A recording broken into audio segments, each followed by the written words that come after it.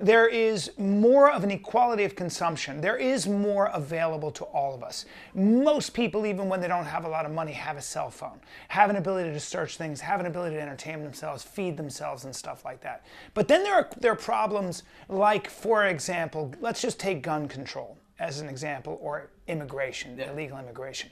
Very emotional issues. Yeah. And people break into tribes. We all agree that we don't like spree shooters. We all agree that somebody who comes into a public space and starts shooting because they're mentally drained is a bad situation. Yeah.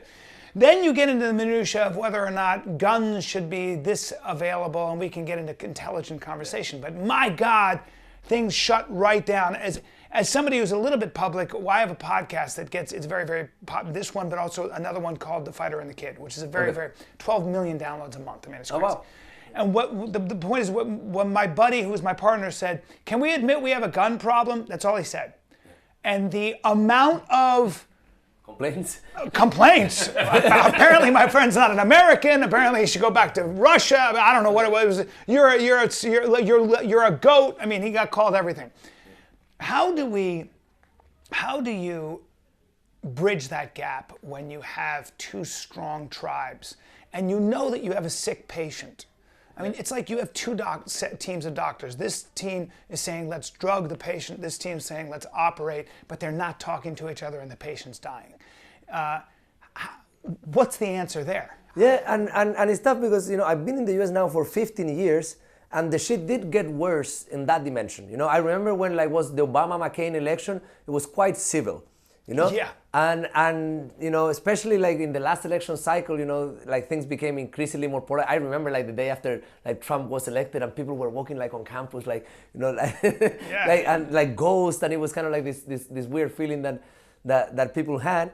And I'm a little bit saddened by it, but at the same time, I think the way to think about it is this might be symptoms of deeper problems that you want to acknowledge as a country and as a nation, and I've started to think about some of those deeper problems as I talk with people and I try to understand, where they're coming from. So one of them, I think, there is a big crisis of social isolation. There is debated evidence on that. I was recently right here in my office 2 weeks ago. I don't know if you know Sam Quiñones, who wrote this book Dreamland, which tells the whole story of the opioids epidemic. Oh, dude, it's fantastic. He published that book in 2015. Before that, people were not talking about it. Wow. Anything that you've seen in the New Yorker, stuff like that, basically rips off from this guy who wrote an amazing book. What's his name? Sam Quiñones. Okay. He's Dreamland. He's in LA because he's a reporter for LA Times. He used to be. Let's get him on the podcast. Yeah, you should get him. Yeah, he's fantastic. And basically, what he's thinking and what he writes at the epilogue of the book is that, if you smoke pot, that's a social drug. If you drink, that's a social drug. But heroin is not a social drug. It's a drug of isolation or basically being comfortable just by yourself. And I think what has happened to me, and this is going to be polemic, so maybe you're going to get a lot of people shouting at this guy with an accent too. Good, I hope so. It's good for business. It's just good. It's good to get people talking. Yeah.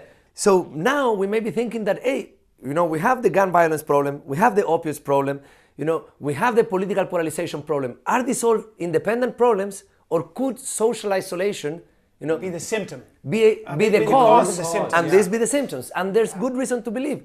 There is John Cacioppo, who died recently, who was a professor at Chicago, who studied loneliness. What are the symptoms of loneliness on a person? They're more irritable. They cannot see other people's point of view. Okay, they take things more personal.